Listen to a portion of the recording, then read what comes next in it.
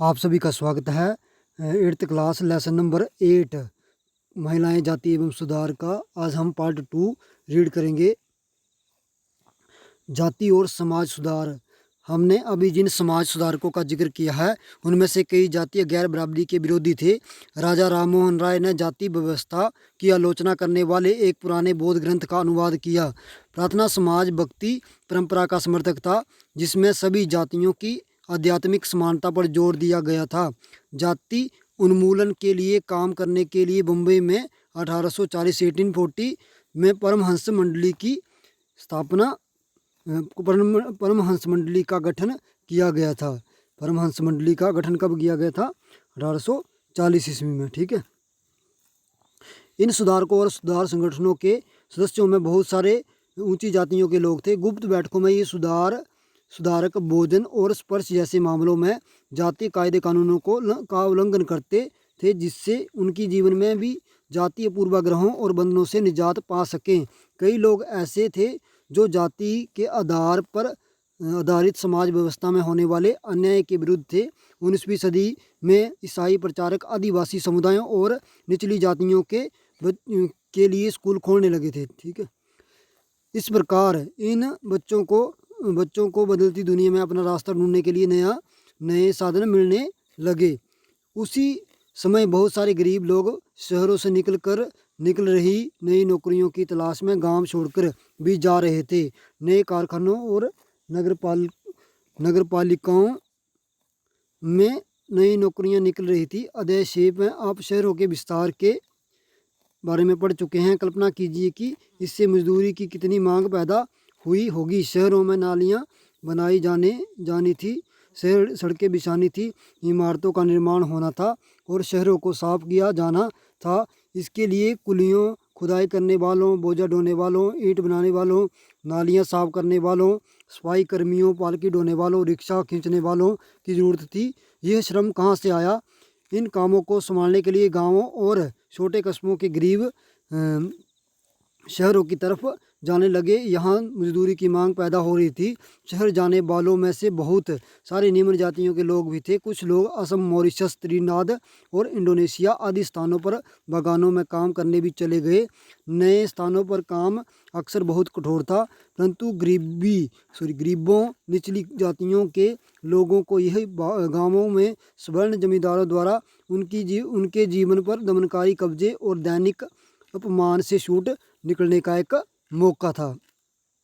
तो इस बारे में आपने जाति और समाज सुधार के बारे में देखा। ठीक है। 1840 में परमहंस मंडली का जो है वो गठन किया गया था। इसमें ऊंची जाति के लोग नीची जाति वालों के साथ बैठ के खाना खा के जातिगत नियमों को पिछाड़ते थे, मतलब तोड़ते थे। ठीक है। इसके अलावा जो नीची जाति वाले जो बच्चे थे उनके लिए स्कूल खोले गए, है ना। और बाकी शहरों का विस्तार हो रहा था, तो शहरों में कुलियों, खुदाई करने वाले, ईंट बनाने वाले आदि लोगों की ज़रूरत थी। ठीक है।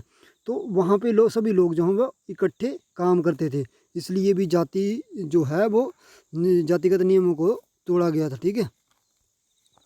यहाँ देख सकते हो आप एक कुली जहाज 19वीं शताब्दी जॉन एलन नामक इस कुली जहाज के द्वारा भारतीय मजदूरों को मॉरिशस लाया जाता था। यहाँ उन्हें तरह तरह के कठोर काम करने पड़ते थे। इनसे ज़्यादातर मजदूर निचली जातियों के होते थे। इनमें ज़्यादातर मजदूर जो हैं वो निचली जातियों के होते थे। ठीक है। तो बाहर के देशों में भी मजदूरी करने के लिए भेजा जाता था लोगों को, और ज़्यादातर जो मजदूर होते थे वो निचली जातियों के जूते कौन बना सकता है? चमड़े का काम करने वालों को परंपरागत रूप से नीची नज़र से देखा जाता है क्योंकि वे मृत पशुओं का चमड़ा निकालते हैं जिन्हें गंदा व दूषित माना जाता है। पहले विश्व युद्ध के दौरान सेना के लिए जूतों की ज़बरदस्त मांग पैदा हो गई थी, परंतु चमड़े के कामों के प्रति जातीय पूर्वाग्रहों की वजह से केवल परंपरागत चमड़ा कामगार और मोची ही जूते तैयार कर सकते थे। लिहाजा वे ज़्यादा कीमत की मांग करने लगे और उन्हें काफ़ी लाभ हुआ। ठीक है। युद्ध के कारण उनको बहुत ज़्यादा फायदा हुआ था क्योंकि जो नीची जाति वाले लोग थे वही जूता बनाते थे। ठीक है। मौजूदा आंध्र प्रदेश में मदिगा एक महत्वपूर्ण अछूत जाति रही है। तो मदिगा जो है वो आंध्र प्रदेश की एक अछूत जाति है, ये भी आ सकता है आपको पेपर में। वे पशुओं के शवों को साफ करने, चमड़ा तैयार करने और चप्पल जूतियाँ सीने में माहिर थे। इसके अलावा दूसरी तरह की नौकरियां भी सामने आ रही थी। उदाहरण के लिए सेना में भी लोगों की ज़रूरत बढ़ गई थी। अछूत माने जाने वाले महार समुदाय के बहुत सारे लोगों को महार रेजिमेंट में नौकरी मिल गई। दलित आंदोलन के नेता डॉक्टर भीमराव अंबेडकर के पिता एक सैनिक स्कूल में पढ़ाते थे। ठीक है, तो सेना में भी जो लोग थे, सभी लोग जो थे वो जाने लग पड़े थे, उनमें की जिनमें कि अछूत भी कक्षा में जगह नहीं। बम्बई प्रेसिडेंसी में 1829 में भी अछूतों को सरकारी स्कूलों में घुसने नहीं दिया जाता था। जब उन्होंने इस अधिकार के लिए सख्ती से आवाज़ उठाई तो उन्हें कक्षा के बाहर बरामदे में बैठकर सबक सुनने की इजाज़त दे दी गई ताकि वे कमरे को दूषित ना कर सकें। यहाँ ऊंची जाति के लड़कों को पढ़ाया जाता है। देख लो किस प्रकार की व्यवस्था थी 1829 के टाइम।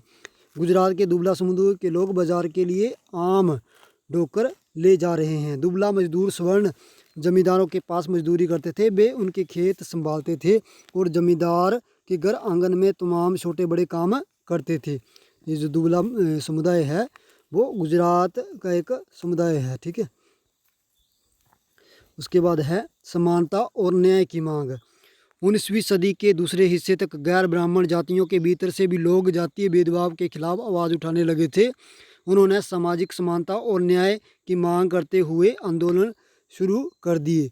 तो इसमें क्या बताया गया है कि जो गैर ब्राह्मण लोग हैं वो जातिगत समानता के लिए आवाज़ उठाने लगे थे। ठीक है, मध्य भारत में सतनामी आंदोलन की शुरुआत घासीदास ने की, जिन्होंने चमड़े के काम करने वालों को संगठित किया और उनकी सामाजिक स्थिति में सुधार के लिए आंदोलन छेड़ दिया।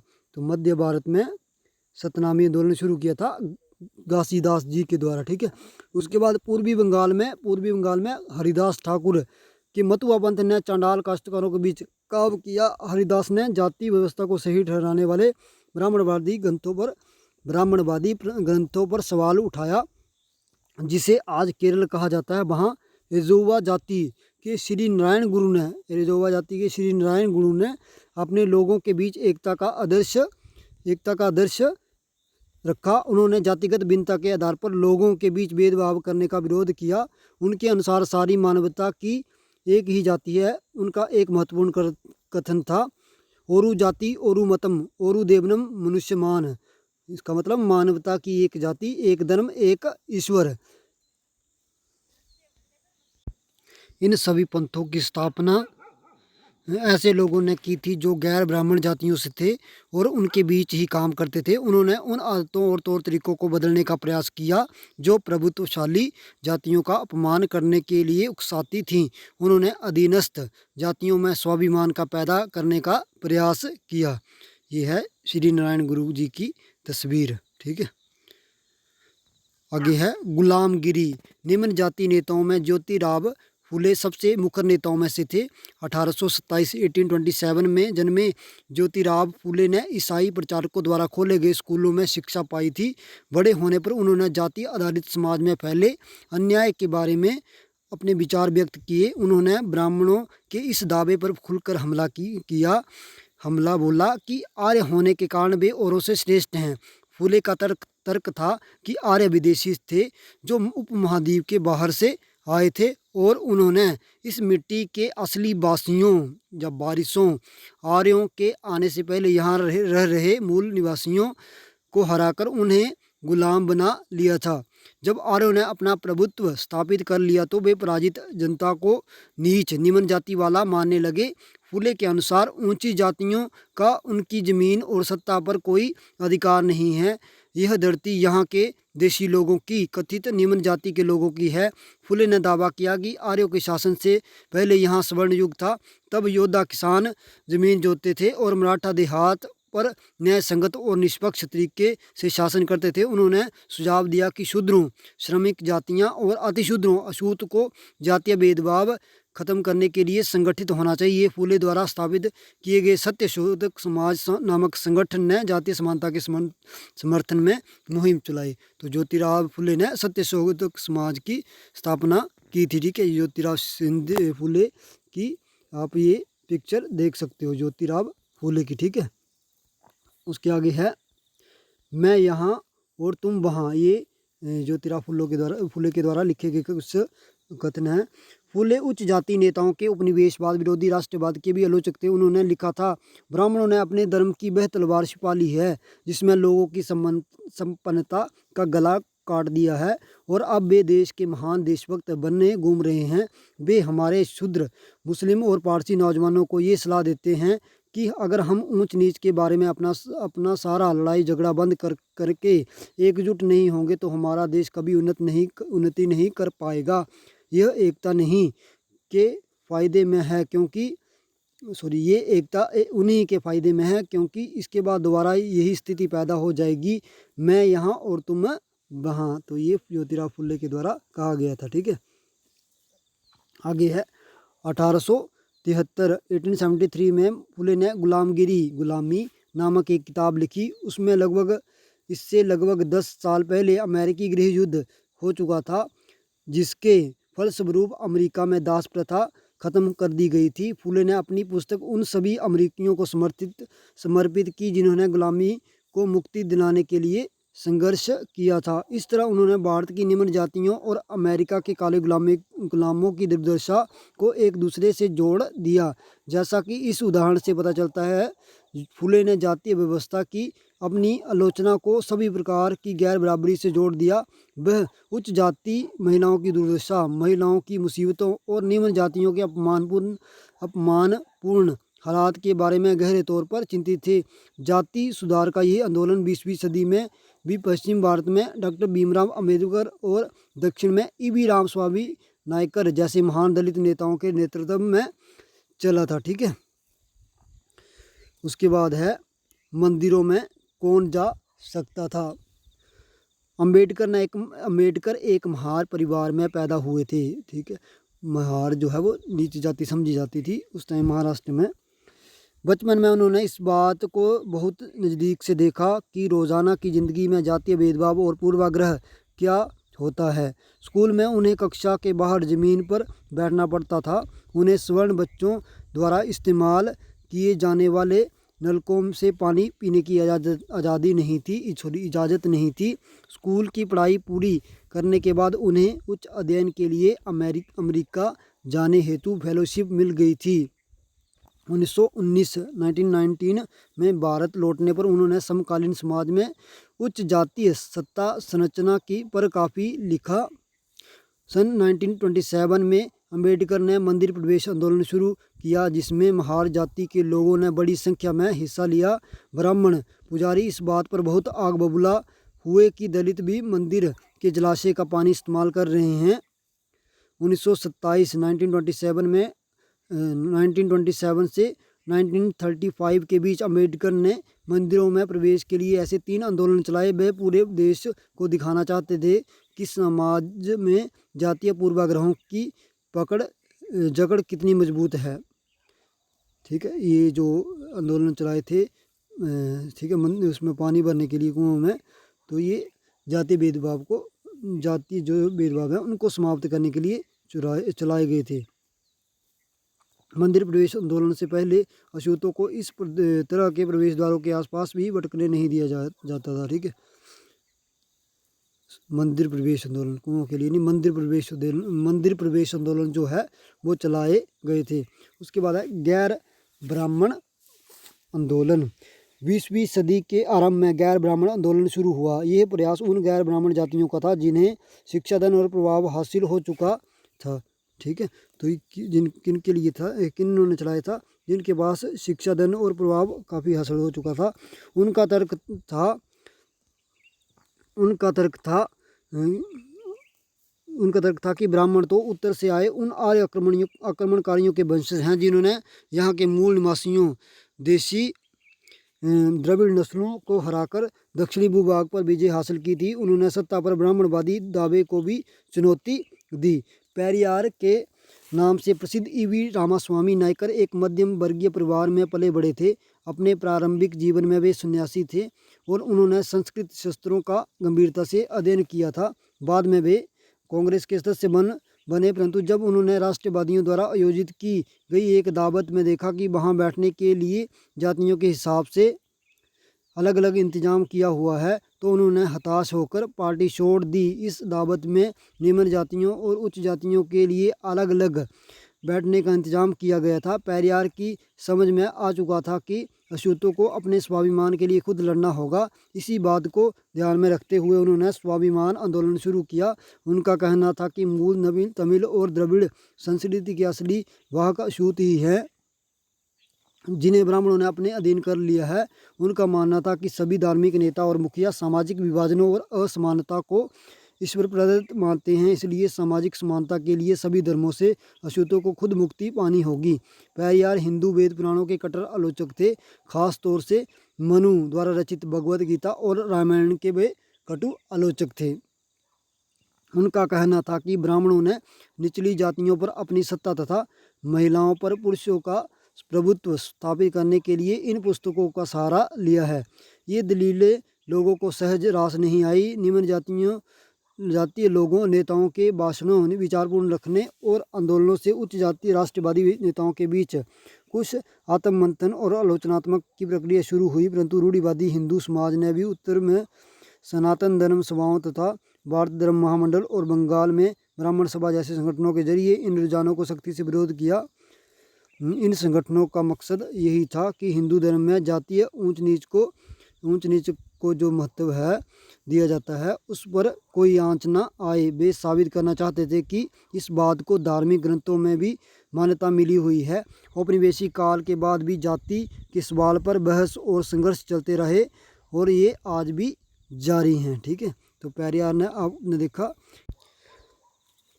पेरियार ने देखा कि राष्ट्रवादियों की बैठक में उच्च जाति और निम्न जाति वालों को अलग अलग बिठाया गया था, तो इससे वो क्या सोचने लगे कि हमें अपने स्वाभिमान की लड़ाई जो है खुद लड़नी पड़ेगी, कि हमें अपना हक जो है वो खुद हासिल करना पड़ेगा। इसके आगे है सुधारों के लिए संगठित होना। ब्रह्मो समाज की स्थापना 1830 में की गई। ये संस्था सभी प्रकार की मूर्ति पूजा और बलि के विरुद्ध थी और इसके अनुयायी उपनिषदों में विश्वास रखते थे। इसके सदस्यों को अन्य धार्मिक प्रथाओं या परंपराओं की आलोचना करने का अधिकार नहीं था। ब्रह्मो समाज ने विभिन्न धर्मों के आदर्शों, खासतौर से हिंदुत्व और ईसाई धर्म के विचारों का आलोचनात्मक व्याख्या करते हुए नकारात्मक और सकारात्मक पहलुओं पर प्रकाश डाला। तो ब्रह्मो समाज की स्थापना 1830 ईस्वी में की गई थी। ठीक है, उसके बाद है डेरोजियो यंग बंगाल आंदोलन। डेरोजियो एवं यंग बंगाल 1820 के दशक में Henry Louis woven Derozio Hindu college Calcutta में अध्यापक थी। उन्होंने अपने विद्यार्थियों को अमूल परिवर्तनकारी विचारों से अवगत कराया और उन्हें तमाम तरह की सत्ता पर सवाल खड़ा करने के लिए प्रोत्साहित किया।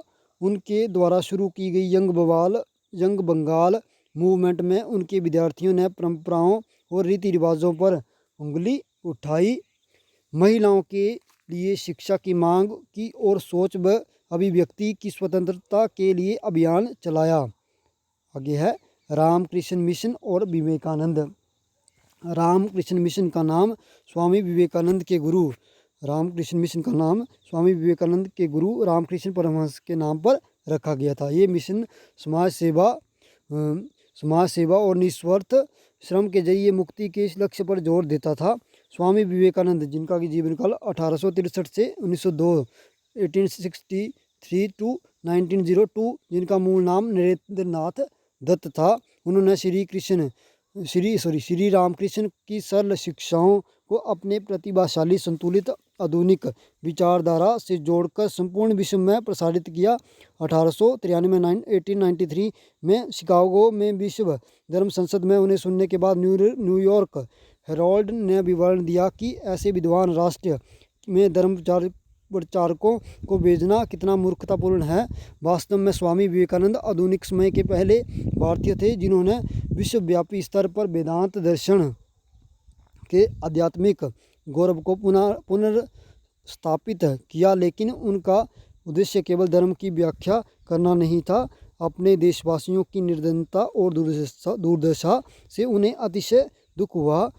उनका यह विश्वास था कि कोई भी सुधार तभी सफल हो सकता है जब जनसमूह की दशा उन्नत हो। अतः भारत के लोगों को उन्होंने रसोई घर के धर्म की संकीर्ण चार दीवारी से बाहर निकलने और राष्ट्र की सेवा में एकजुट होने का आह्वान किया। इस आह्वान द्वारा भारतीय राष्ट्रीयवाद की प्रारंभिक अवस्था में उन्होंने असाधारण योगदान दिया, किंतु राष्ट्रवाद के बारे में उनका भाव संकीर्ण नहीं था।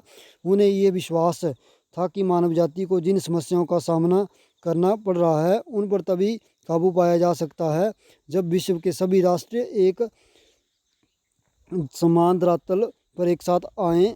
अतः एक सामान्य आध्यात्मिक विरासत के आधार पर उन्होंने युवाओं को एक होने का उपदेश दिया। इस उद्बोधन में वास्तव में नई विचारधारा के प्रतीक और भविष्य के लिए एक महान शक्ति का स्रोत बन गए। ये देख सकते हैं आप स्वामी विवेकानंद जी की पिक्चर, ठीक है, स्वामी विवेकानंद जी की पिक्चर।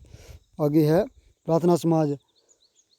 1867 में बम्बई में स्थापित प्रार्थना समाज ने जातीय बंधनों को खत्म करने और बाल विवाह के उन्मूलन के लिए प्रयास किया। प्रार्थना समाज ने महिलाओं की शिक्षा को प्रोत्साहित किया और विधवा विवाह पर लगी पाबंदी के खिलाफ आवाज़ उठाई। उसने धार्मिक बैठकों में हिंदू, बौद्ध और ईसाई ग्रंथों पर विचार विमर्श किया जाता था। उसकी धार्मिक बैठकों में हिंदू, बौद्ध और ईसाई धर्म ग्रंथों पर विचार विमर्श किया जाता था। वेद समाज मद्रास जो कि चेन्नई को कहा जाता है, में 1864 में वेद समाज की स्थापना हुई। वेद समाज ब्रह्मो समाज से प्रेरित था। वेद समाज ने जातीय भेदभाव को समाप्त करने और विधवा विवाह तथा महिला शिक्षा को प्रोत्साहित करने के लिए काम किया। इसके सदस्य एक ईश्वर के अस्तित्व में विश्वास रखते थे। उन्होंने रूढ़िवादी हिंदुत्व के अंधविश्वासों और अनुष्ठानों की सख्त निंदा की।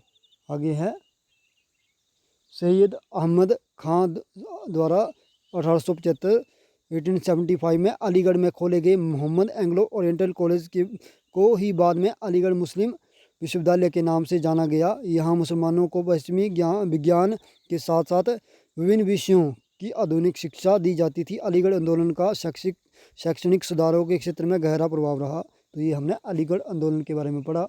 उसके बाद है सिंह सभा आंदोलन। सिखों के सुधारवादी संगठन के रूप में सिंह सभाओं की स्थापना 1873 में अमृतसर से शुरू हुई थी। बाद में